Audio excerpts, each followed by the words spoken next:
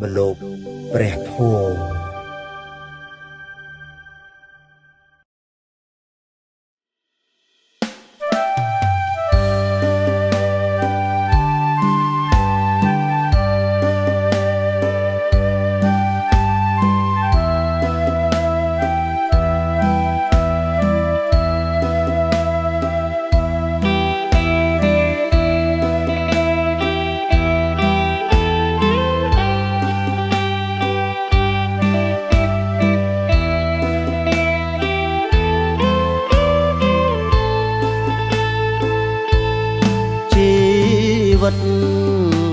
រស់នៅត្រូវកា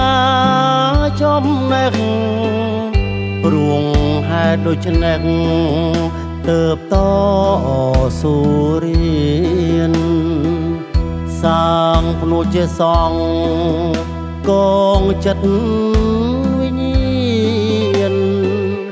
ច្រើនវសាឈានជំហានពុះពីវត្តនេះក្រោតធវន្តគល់តតឹងប្រៀបដួងប្រលឹងពងរឹងមាគីគុណឡងពុទ្ធចក្រពន្លឺព្រះធម៌ជាបាលរោគីជននេះប្រងស្រីទូកទៅមកបានអាស្រ័យច្រវាព្រះសង្ឃសិក្សាពឹងច្បាប់វិន័យវិជ្ជានាំផ្លូវត្រូវល្អប្រពៃ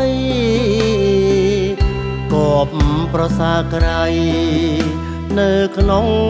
សង្គមព្រះវិកលរាំងសីបណ្ឌិតវងតនងារភពគប់គុណកិត្តិយសសង្ឃសំ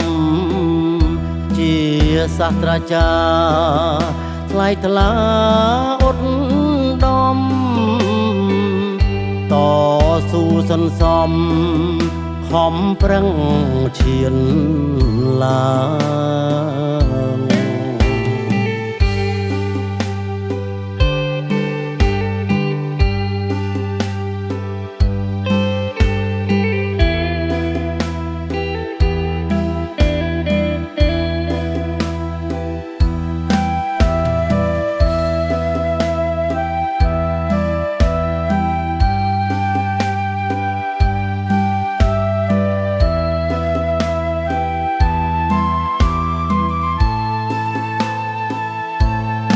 វត្តនេះក្រោត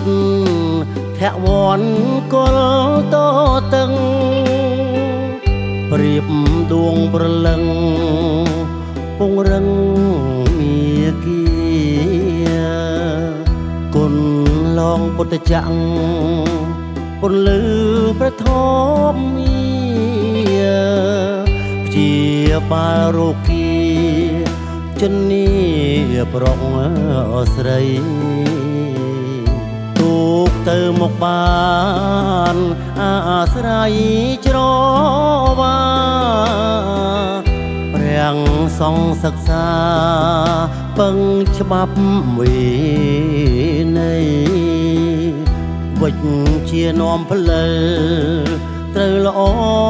ប្រពៃគបប្រសាក្រៃនៅក្នុង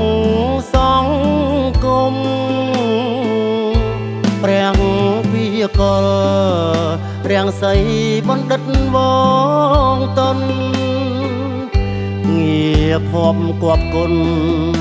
កិត្តិយសសង្ឃសំជាសាស្ត្រាចារ្យថ្លៃថ្លាឧត្តមតស៊ូសន្សំខំប្រឹងឈានឡើង